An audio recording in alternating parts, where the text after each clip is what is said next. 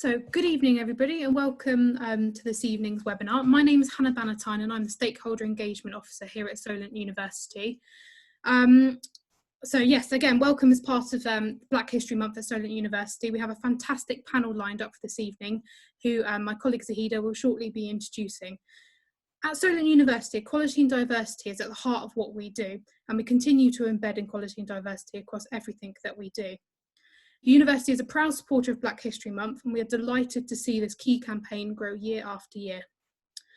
Like many key city events, we are sad to not be able to see you in person and welcome you on campus for the physical event to celebrate Black History Month.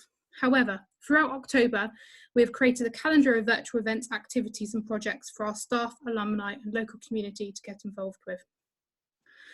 Highlights include this virtual webinar this evening, a student and art illustration project that you can find out more about on solent.ac.uk/Black History Month, a celebration event for our BAME staff network, and we've also had 40 free copies of Don John's book, Black History of Southampton, to give away to students and staff who would like a copy. Quick couple of housekeeping points for this evening. Please note that this lecture is being recorded, and a copy will be made available to you tomorrow afternoon. We ask that you please keep your cameras off and your microphones muted throughout this webinar.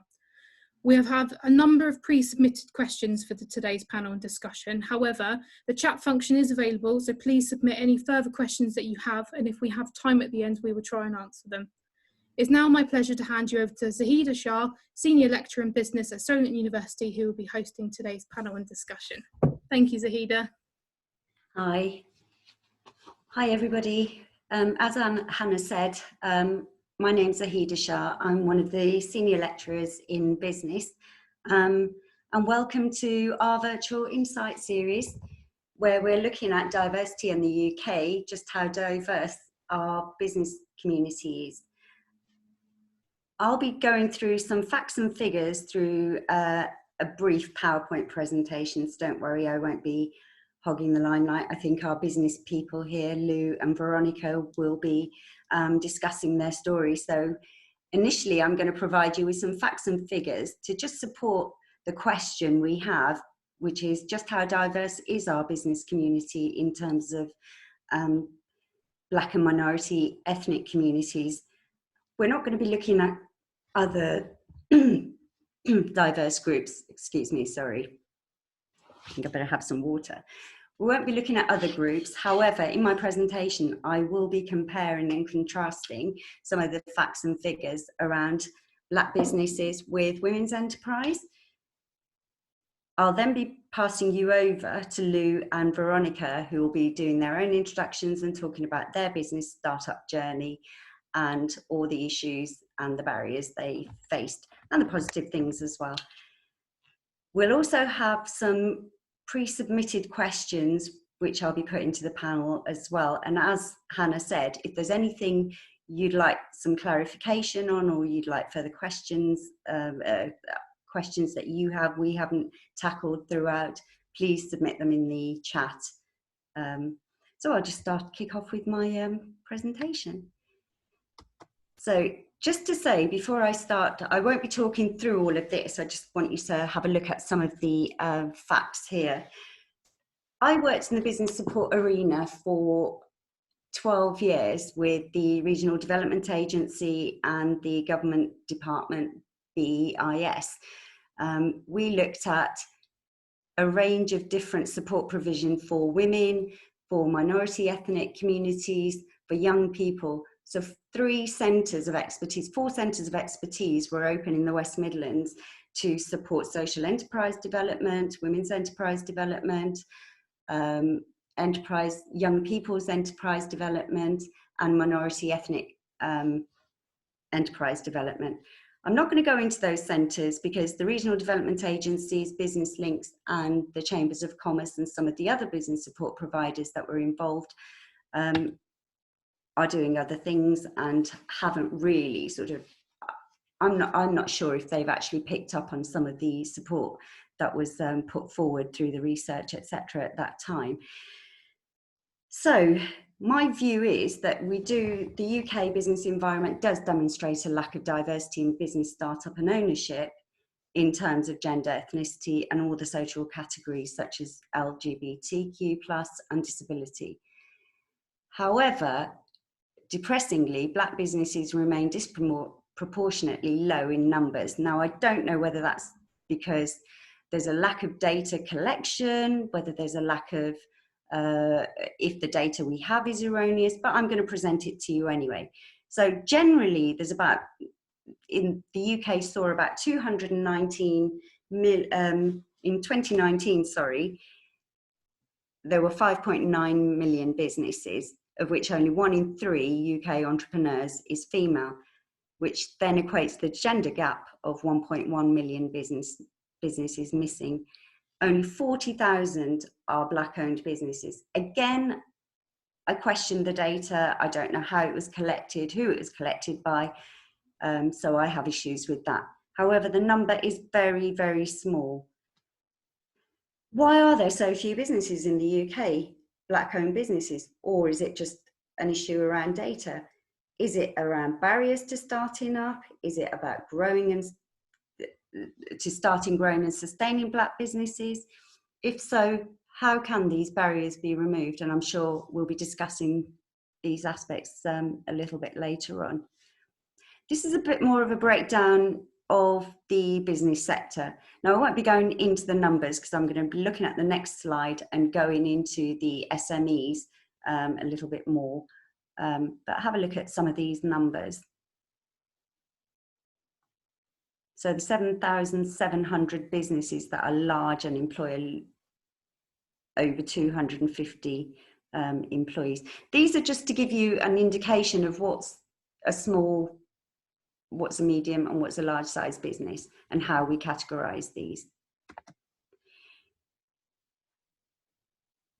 Looking at the breakdown, 1.4 million of these had employees and 4.5 million had no employees. Therefore, we're looking at sole traders, and I'm not sure if that's captured in the data. HMRC definitely classed sole traders as self-employed businesses. And there's a process they have to go through. They also have to do self-assessment returns, etc. So there's very similar aspects of responsibility for a self-employed as well. Therefore, I do wonder what's going on in terms of the figures. So there may be a lot of Black businesses that are sole trader businesses that aren't being captured in the data, but I'll leave that for you to think about. So 76% of businesses didn't employ anyone aside from the owners. As I said, these were sole traders.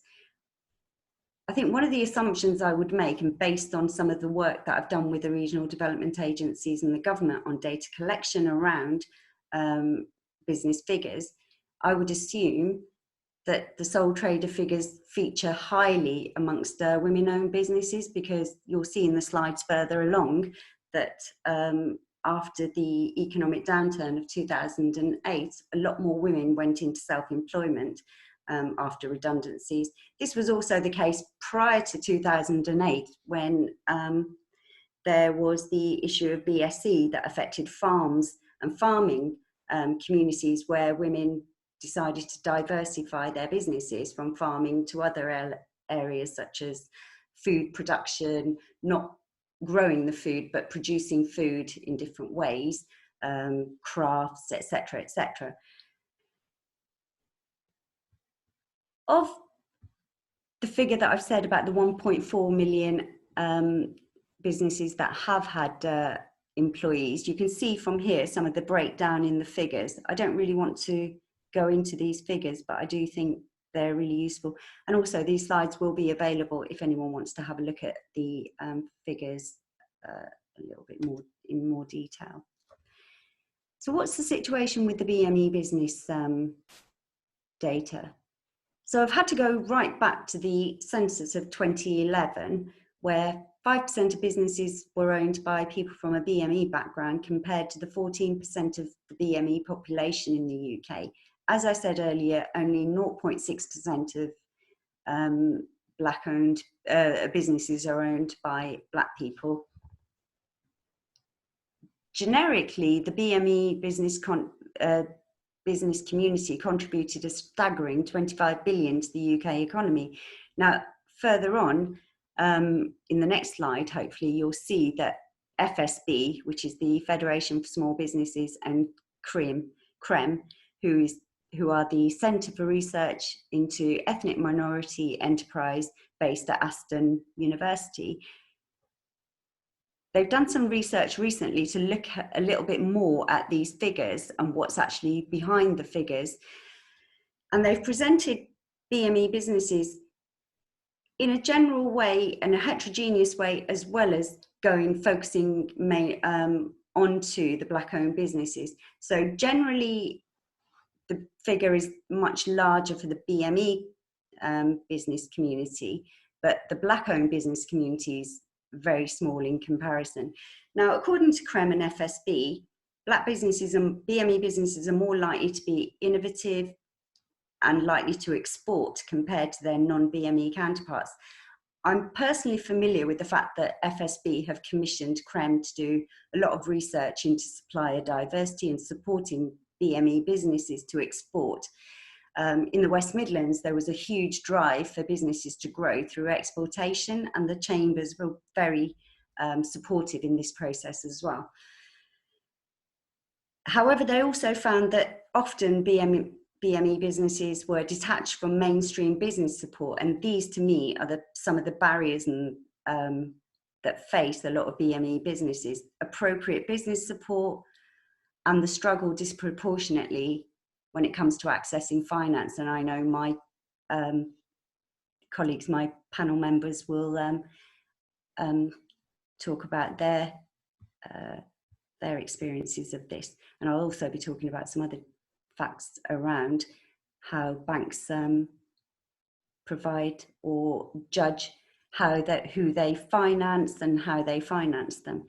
So again, with COVID as well, we're seeing increased structural inequalities. Sorry, my slide's a little bit.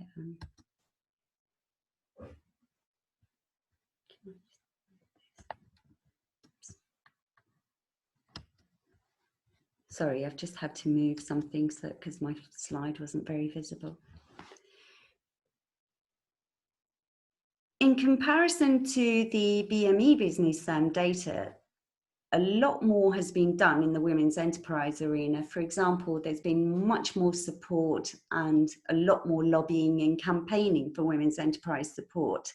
As you can see from here, you've got the Rose Review, and they've been doing quite a lot of work around female entrepreneurship and gender gap, etc. And you can see that 1 in 3 UK entrepreneurs is female. Figures look a lot better than they do for BME communities and business owners. And as I said before, the economic downturn of 2008 resulted in 58% of the newly self-employed being female. And as I said, working very much on the ground with women at that particular time was interesting, because a lot of women who were being made redundant from their jobs actually decided that they would consider self-employment, because they thought about flexible working, how it would fit around their families. And we had a lot of data around caring responsibilities, etc. So there is a lot more, there are a lot more female-owned businesses, and the data has been captured. Therefore, there's a lot more support for them. So this also then presents another question, more data around a lack of business, capturing the data around businesses is really important in order for interventions to be put in place. We had the data for women, so we were able to support women through appropriate business support, advice. For example, in the West Midlands, just one of my projects with the Regional Development Agency was to increase SFEDI accredited business advisors that were female, and knowing that women were risk averse to taking up finance. For example, to grow their business, they would never risk their family homes or their family finances. Therefore, they tended not to grow their business rather than put the family through that situations. Therefore, we were looking at alternative sources of finance for them. So one of the things that was really popular at the time was what they called the CDFIs, the Community Development Finance Institutions. And I don't know if anyone's familiar with those. Maybe the panel will say if they've had experience with any of the CDFIs or reinvestment trusts. But I know that women-owned businesses would go to them as opposed to the larger banks and risk their family finances. There are now almost 1.5 million women self-employed, which represents an increase of around 300,000 since before the economic downturn. And this was data collected by the Royal Bank of Scotland, and they do annual surveys around women-owned businesses as well. I'm not going to focus on this too much because I want to get to the end and let you hear what our panel have to say. The access to finance, from my own experience working with women and BME businesses, was the key barrier to starting in business. There aren't any figures on lending to Black-owned businesses in the UK because banks don't ask for ethnic backgrounds when you complete an application form. However, bankers do acknowledge there is a problem with funding Black-owned businesses. So according to this 2016 survey commissioned by UK Finance, they were known as the British Bankers Association, by the way, at that time, and when I worked with them, they were BBA. 73% of Black-owned businesses had a higher than average risk rating compared with 47% of SMEs as a whole. So the higher risk rating, I don't know what that's attributed to or why that was there, but that's a statistic, and you know, the qualitative side of that data isn't actually spelled out. So we can make assumptions around why that may be, but I'm not going to do that today.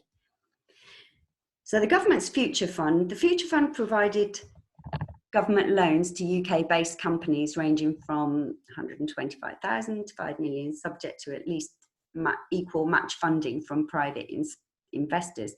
Now, when I was working with women-owned businesses and BME businesses, if I ever spoke to them about match-funded investments, most of them would turn them down because it just wasn't practicable. If they were seeking £30,000, they wouldn't have £30,000 to match fund that unless they employed somebody and then they could do a trade-off in that way. However, that didn't work out, so it was a huge barrier to even go for any match-funded type of funding. So there's a range of issues around finance, I think, but again, I'm going to let the experts talk to you about that. Sorry.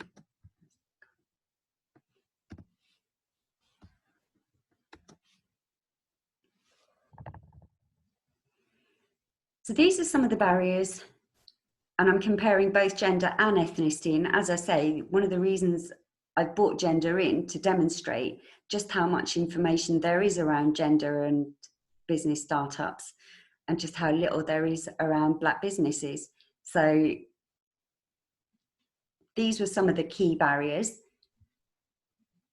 Lack of networks, access to finance, which I've discussed. So the lack of networks is also a very important aspect of barriers. And I think I did read somewhere, a business owner did say that they found it very difficult to network with people outside of their own communities, or to try and do business development through networking, because they didn't have access to those networks. One of the things we did for women when we supported women into enterprise through the government initiatives was to look at network development.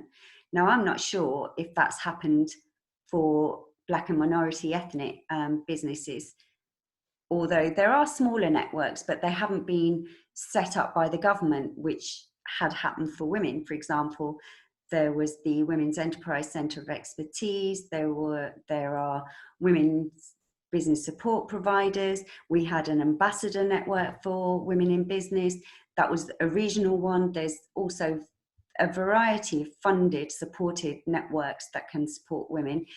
And I haven't seen many of those for BME businesses, although, as I say, please do let me know of these if you've encountered them. As I say, there are smaller ones that aren't very, back to the end of my slides.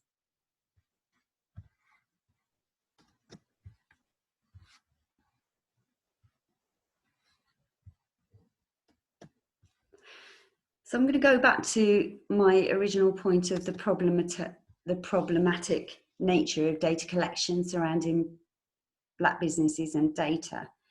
Who is it collected by, and why is it collected, and why are we seeing so few businesses documented in the UK?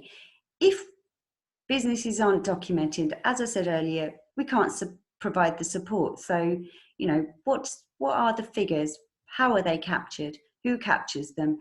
Do they include social enterprises? Do they include Black women-owned businesses? Do they also include the self-employed?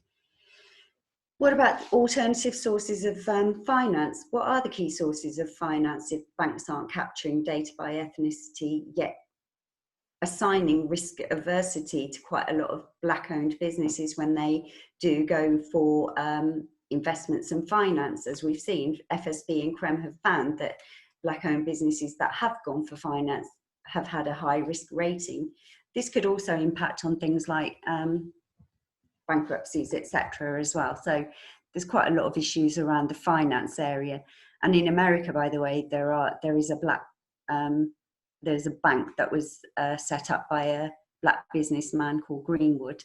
Might be worth looking at that example at some point. I also don't know of appropriate business support provision for Black-owned businesses. As I said, in the West Midlands, we did quite a lot to increase women into formal business advisor roles. Has that happened in the BME communities? I'm not sure. How do we see things moving forward? So I think to support the startup growth and sustainability of Black-owned businesses, we need to see more actual data on Black-owned businesses, including data from HMRC on the self-employed. So we need to really capture the data differently. We need to demonstrate the number of businesses there are in order for interventions to be in place. I think the size being 40,000 just looks so small that it's so easy to say, well, it's very small, therefore we can't put in interventions like appropriate business support, like looking at the barriers to finance, like looking at alternative access to finance, looking at how networks can develop. So some of these things that have happened in the women's enterprise arena really need to be brought out into the BME, well, particularly the Black business arena.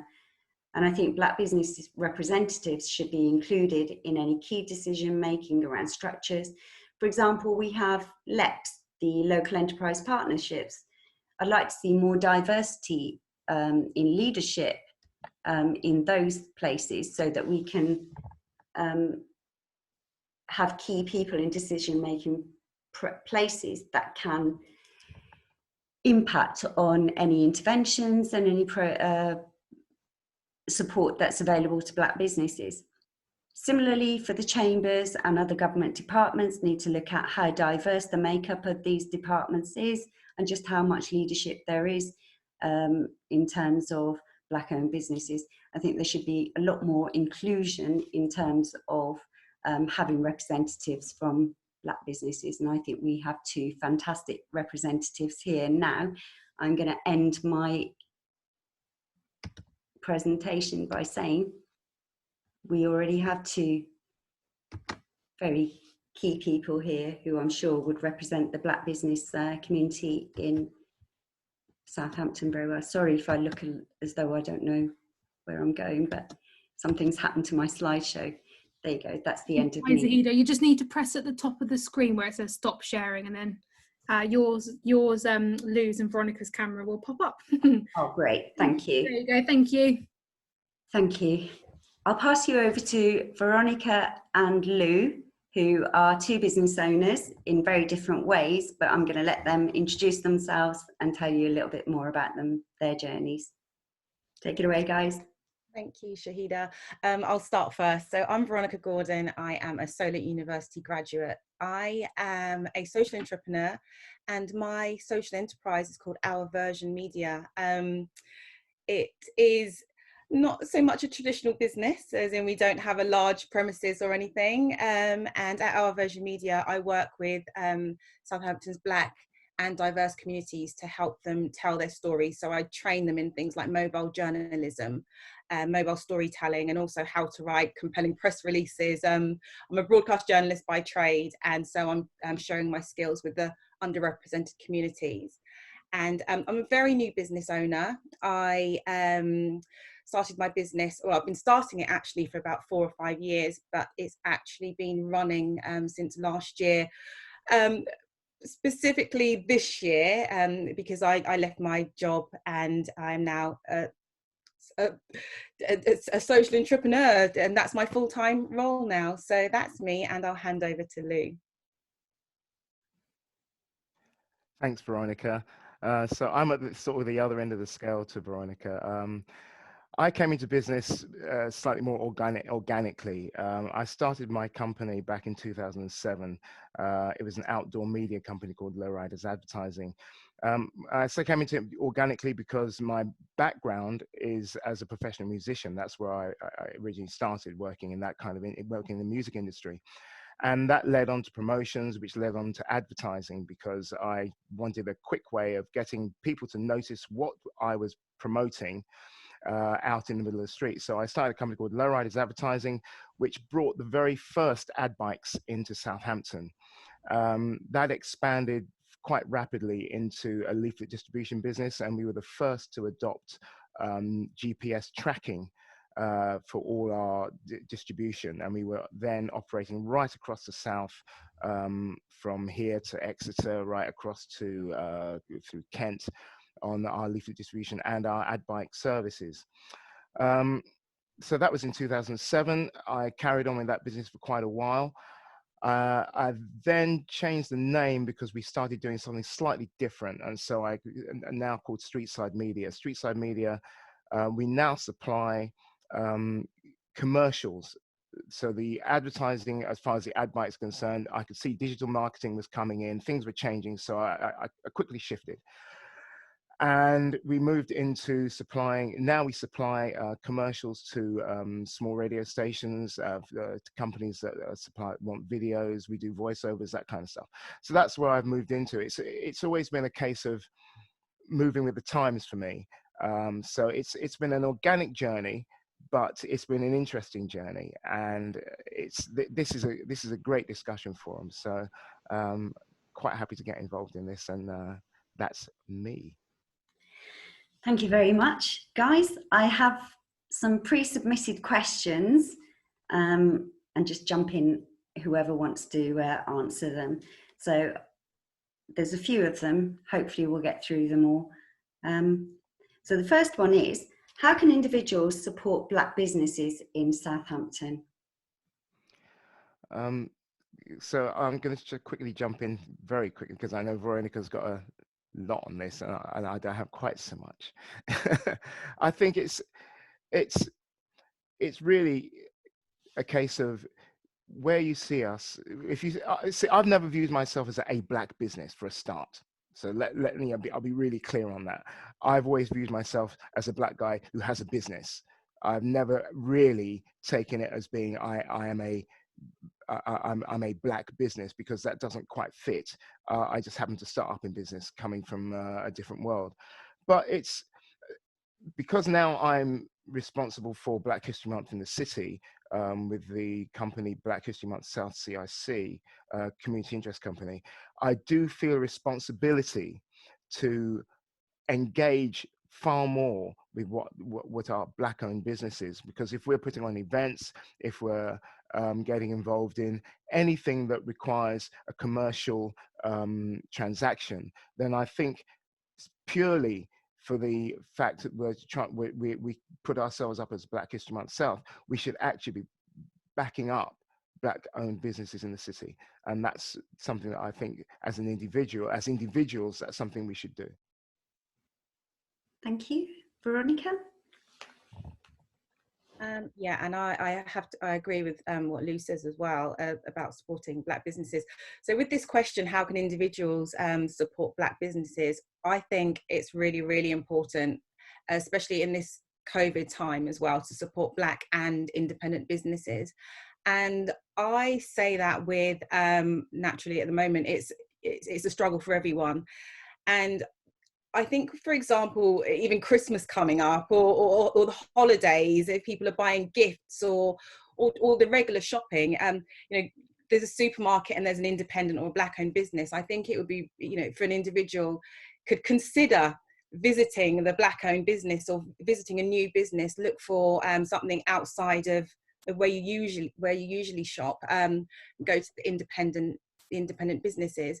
The other thing also is I am part of Unity 101 Community Radio in Southampton, and I present the Black British African and Caribbean show.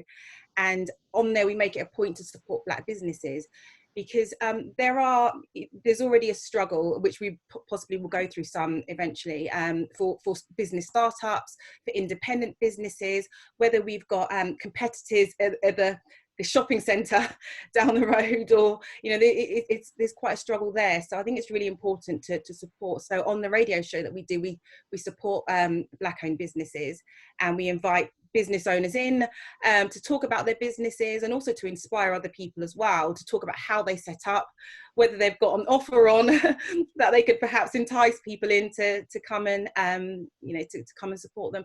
And the other thing also is as well, it's quite nice to see just to see diversity of business. I think that's really important as well. You know, sometimes high streets are quite samey, and to be able to see like independent or a different, to have an alternative, I think that's really important. So individuals should try to visit their local Black-owned or independent businesses. Do you have any tips on how people can find out what is a Black-owned business? Because as Lou earlier said, you know, sometimes it's difficult if you've got a name that you see, you don't know who owns that business. Is there somewhere that people could go to? Is there a list of businesses that are BME businesses or Black-owned businesses? I think with that, I will talk about one in a moment, which is on my website.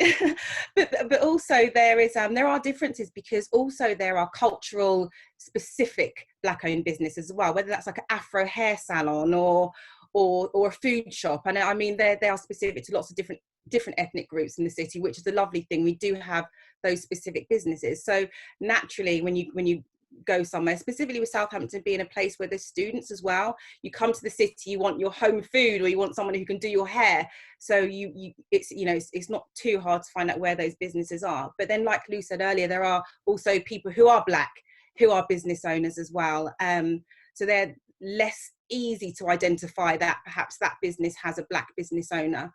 And at our Virgin Media, which is my social enterprise, we are creating a Black business database on my website, where at the moment people are inputting their own details, and then at some point the database will be made public once it's populated much more. So that will be like a go-to of and that's also businesses, whether it is Black specific services or just services in general. I mean, with Lou's business as well, he's in marketing and advertising and everything, and he's a Black man with a business.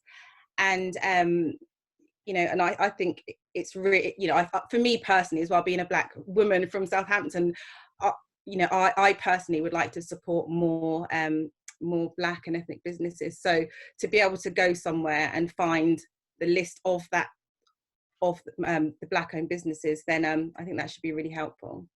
That's great. You're absolutely right. Again, it supports my point of data and information. Without that, I wouldn't know our Virgin Media is a Black-owned female business if I saw the name.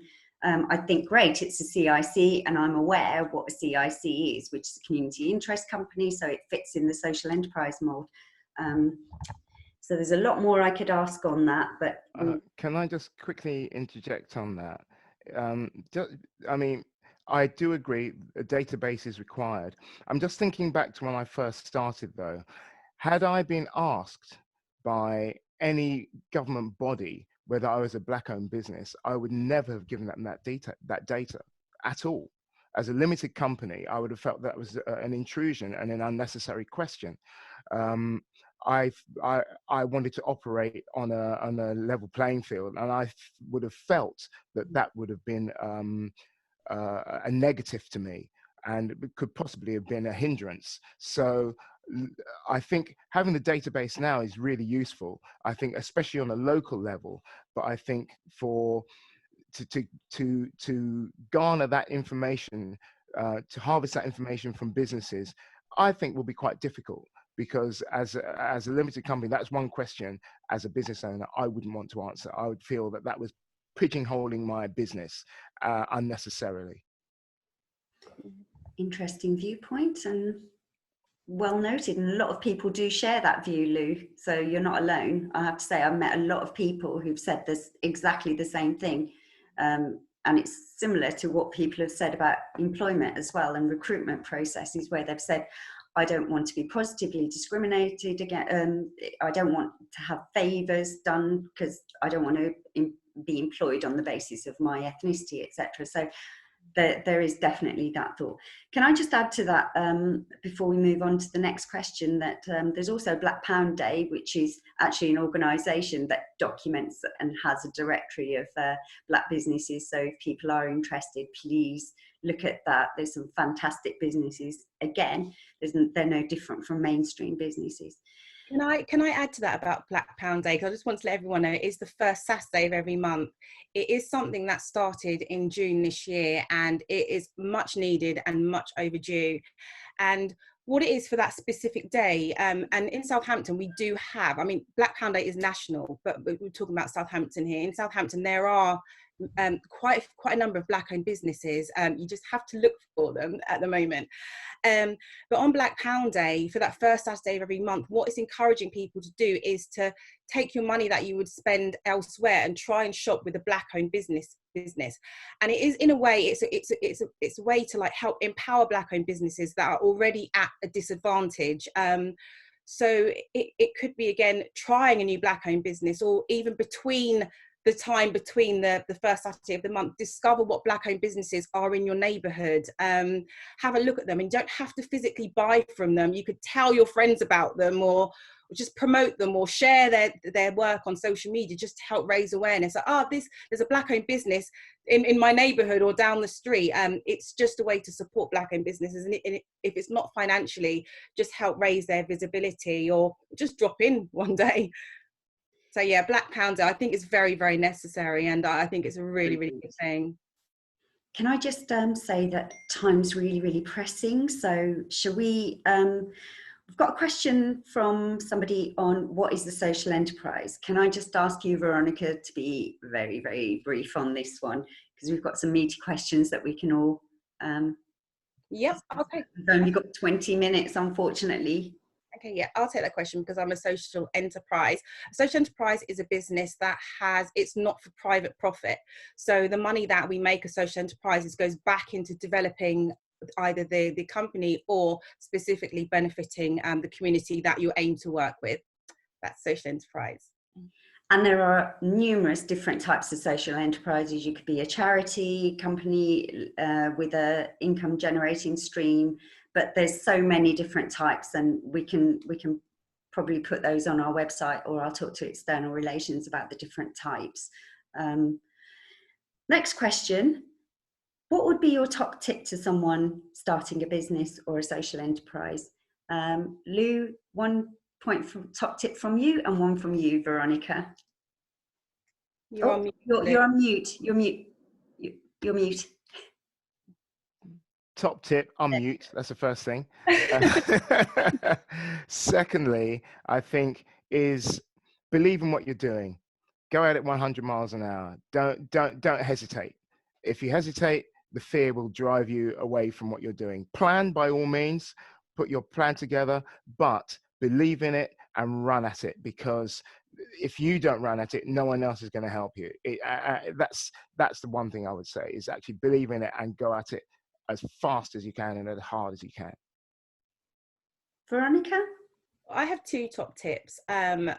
First of all is check that what you're doing is needed, because you could have a wonderful business idea, and if there's no customers or you can't create that demand in your area, it's not going to work. And my main tip actually is get support. I think as many of us try and go it alone, and it is very difficult. As a business owner, you're expected to do your accounts, your marketing, your stock taking, everything, setting it all up, your legal side. Get support. So I think that's, for me, is the biggest tip: get support. Another question we've got on the back of what we've just talked about, top tips and stuff. How and where can I access support and advice to help me start my business venture? I'm going to say a little bit about the formal business support provision in the UK. For example, the first place I would go to is the BEIS website to look at what sort of support provision there is. That would be the national place, obviously. Within there, they also have local links. So you'll always find something useful on the BEIS government website. You can also look at what's going on in your local enterprise partnerships. Locally, we've got Solent here. So have a look at what they do. They predominantly work with growing businesses rather than startup businesses, but they do have some signposting and advice on their website. Another place to also look at is the science and the business parks. I work very closely with our local science park, and these are all part of the government, by the way, so you don't pay for the support here. So this is why I'm suggesting these places. So the science parks do provide some seed funding to people, but it is on a competitive basis. There's an application process. You can have a number of hours of business support from them. There's also hot desking facilities. So they provide quite a lot of free support and a little bit of help with getting started. Like, it's not significant, but you can probably buy a laptop or you can buy some sort of materials. So there are business parks who are very keen to support people from diverse backgrounds. And one of the reasons I work with them is on the women's side, basically. And I'm slowly taking students from minority backgrounds there as well, so that they can start looking at what's available to them and whether they can access the support that's available. So some of these, I should have put them on my slide, but think about the local enterprise partnerships, think about the Business Enterprise and Innovation Service, think about your local science parks, look at what the local authority has to offer. There's quite a lot. So sorry to cut in there, guys, but if you've got anything additional in terms of accessing business support and advice, please feel free. I do. For anyone who's thinking of setting up a social enterprise, I found much valuable help from the School for Social Entrepreneurs. Now, I did say earlier, I'd been trying to set up Our Version Media for quite some years. And it even got to the point where in 2016, I paid an online business coach like £900 to set up, for help, because I knew I wanted to do, but I didn't have the business skills. And then, fast forward to last year, and I found the School for Social Entrepreneurs, and they have a 9-month startup program, and that's completely free and it's funded, so it helps pay for your travel costs, your startup costs. And I found that was really, really invaluable. So if you're looking to start up a social enterprise, there are quite a few organizations, and the School for Social Entrepreneurs is one of them. And I think Social Enterprise UK also provides some advice. Did you draw on them at all? I didn't know, because I found all the support that I needed directly from the School for Social Entrepreneurs, because they brought a lot of support in as well. So every session that we had was different. There was new expertise, whether it was accounting or marketing or legal structure. So yeah, I found that they brought all the support in, but there are others. There are others. There's something called Unlimited. There are quite a few. So and they're very, very valuable help. This is quite a big question, guys.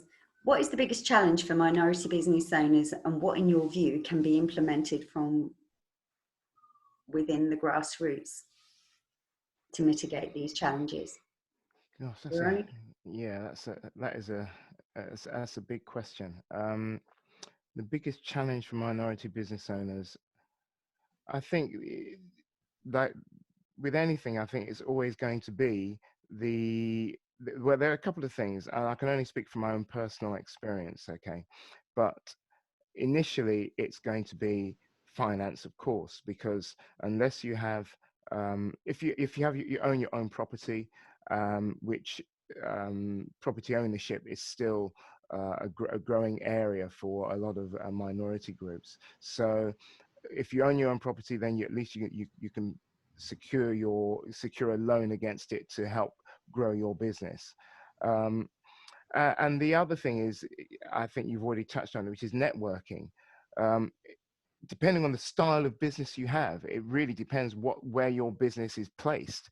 For myself, it wasn't so difficult. I was in advertising. I come from an area of media. I already had connections. I knew where I was.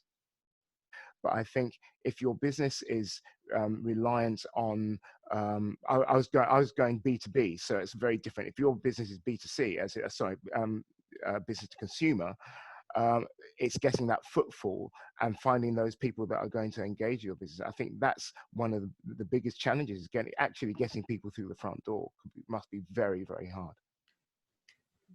Thank you. How did you deal with rejection and failure during the start of your business? Can we have a brief point from either of you? Do you remember any failures that you dealt with? Rejection? Yeah. Go on then, Luke. No, Veronica, because I've just been chatting away. So Veronica, please. Veronica, would you like to? I can think of challenges that I had to overcome, because there were challenges in literally trying to start up for a start while having a job and running a life and doing community volunteering. So those were challenges. Failure, I'll have to think of an example in a moment. So I'll let Lou talk. Well, I'm trying to think of a specific example. So I'll let Lou talk for a moment. Okay, well, for me, this is going to sound a little bit odd, but I don't view things in the term of success and failure. I look at things as to what the outcome is going to be, and you manage the outcome. So what may have been deemed a failure, okay, I went for a very large contract, which I thought I was going to get, and I was quite convinced it was going to be, life-changing. I didn't get it. Now, you could see that it depends how you respond to that. I didn't see it as a failure. I saw it as a delay, because it's how you manage it. So I made sure I made really good connections with the company that turned me down. I made sure that kind of flow of conversation going. And lo and behold, 3 or 4 months later, they came back and I managed to secure it. So I could have retreated in the first instance and said, oh, it hasn't worked, it's terrible, this is awful, and kept away from them and just shut the door. But I don't look at things in terms of success and failure. It's just whether you get the outcome that you wanted. If you don't, you've just got to manage that situation and see how you can turn that into your advantage. You may not be able to, if the chips are down and the company's got to close, well, that's the way it goes. But you still have to manage the outcome, because it's not always the end. There's always, life goes on. You just how you manage that going forward. No, I think that's what the question sort of presumed, in a way, that people don't see that, if you have a knockback, you've got to bounce back. And what they want to see real entrepreneurs sharing their experiences of that. Is it all just success and you just go off and start your business and grow it and become millionaires? Or are there challenges, So Veronica, have you remembered your example, please? So my challenge is, like I said, I am a new social enterprise, and I left my job in October last year, and I was set to have a a nice calm break until the start. So from October to December, a break, and then start in January. January came along, I thought, oh, I fancy a little bit more of a break. So I went on holiday and I came back. And so February, I was like, head focused, I'm going to get right into it. And so being a broadcast journalist turned social entrepreneur, I had booked training sessions with people to train them into how to tell their stories. And I also was going to be reporting on a story of Black mental health. So that was all booked in, and then COVID came along and everything was cancelled. So I was just starting up, and in that instance, my whole entire projected income just vanished. And so for me, that was, because I'd left my job, I didn't have an income. This was my income, and so that was a massive challenge. And so I kind of thought, wow, what am I going to do? So I kind of grew my skills during the time, and grew my skills, and then adapted. And so I started doing training online instead. So as Lou said about the outcomes of it, I mean, that losing everything in that moment and then being able to train online, and then as it turned out, online I was able to train people from across the UK in addition to Southampton as well. So that's how I overcame that challenge, and it was a learning experience, and from that bad it actually worked out really good. So Veronica, you've actually very nicely answered the final question we had. How have you all coped during the COVID-19 pandemic? And your example has just been amazing. Thank you very much for that. Can I ask you, Lou, has the COVID had an impact on your business at all? Oh, very much so. But like I said, it's what was initially an outdoor advertising business moved online, and so I went back to the skills I had as a within music, where I had my own studios, and we started doing voiceovers, started doing commercials, started doing things that don't require the same level of activity, external activity, and you adapt. I mean, being entrepreneurial, all that really entails is for you to you're always looking for the opportunity, looking for the next opportunity that's available, and sometimes it doesn't work. With a lot of entrepreneurs, especially ones who are uber successful, you're seeing the results of a lot of hard work and a lot of failures along the way. That's the end result of that. It's always looking for that moment that makes you, right, that's the thing I'm going to do, and you pursue it. It's either if you pursue it with a plan, but it doesn't necessarily mean it's always going to work out or it's going to make millions. But if it makes you a living, well, hey, that's the result. Because 98% of entrepreneurs make a living. There's only that tiny percentage that will be the uber successfuls, like Richard Branson. He's the exception to the rule. Thank you so much, guys. I could talk to you for a lot longer. Unfortunately, time is against us, and it feels like 3 minutes since we started. But I just want to summarize the event by sharing with our participants that networking, the value of networking, the value of seeking appropriate support, because as I said to you before, women do business differently from men. White businesses do business differently from BME businesses, and Black-owned businesses are even different. So the business community is not a homogeneous category. It requires individual, tailored and appropriate support at a variety of levels. And just to say that thank you so much to the panel. I really enjoyed listening to your stories. I'm now going to pass you over to my colleague, Mike, who will be talking about Solent and what we do at Solent. Thank you, Mike. Cool. That's great. Thank you, Zahida. I'm just going to be sharing my screen very quickly here. Give me 1 second.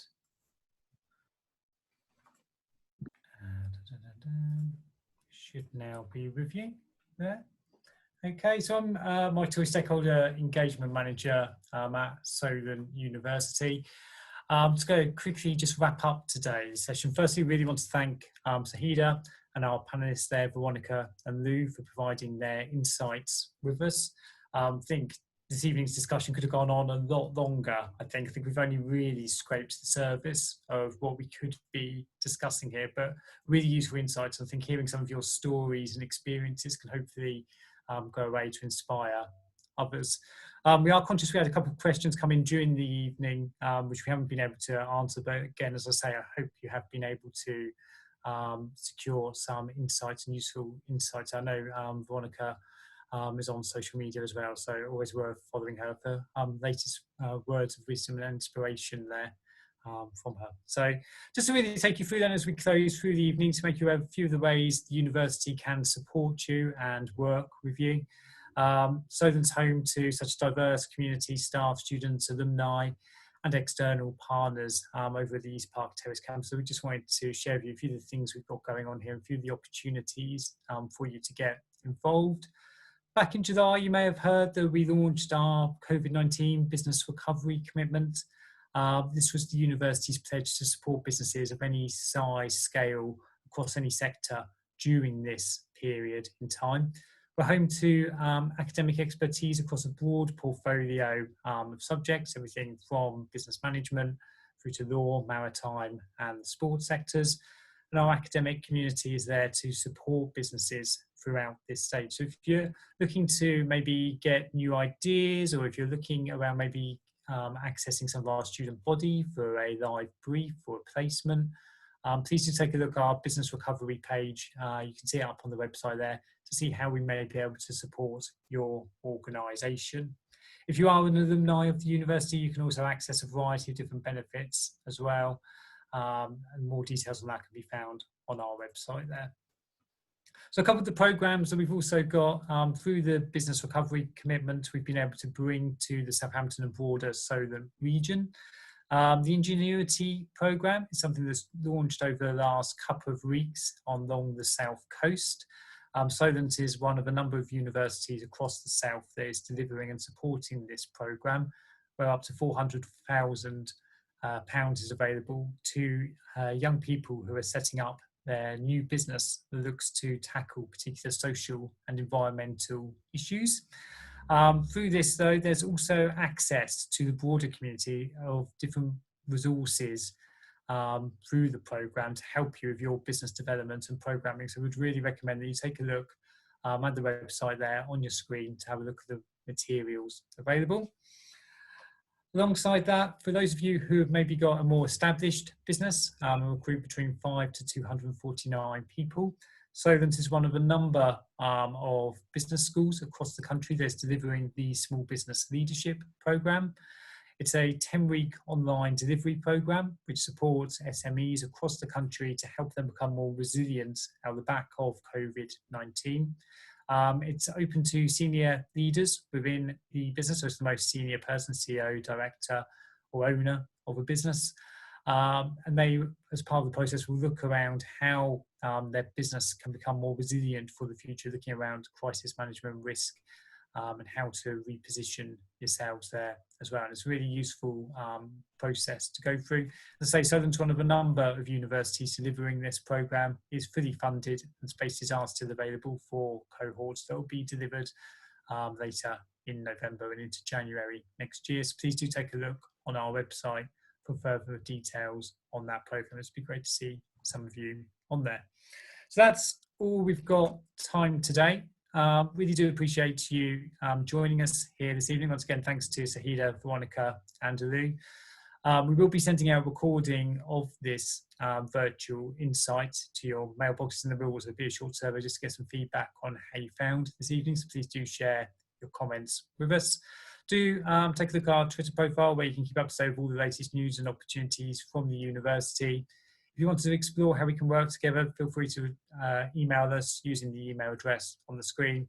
And please do take a look at our COVID-19 business recovery commitment on the website on your screen there as well. Okay, so thank you very much for joining.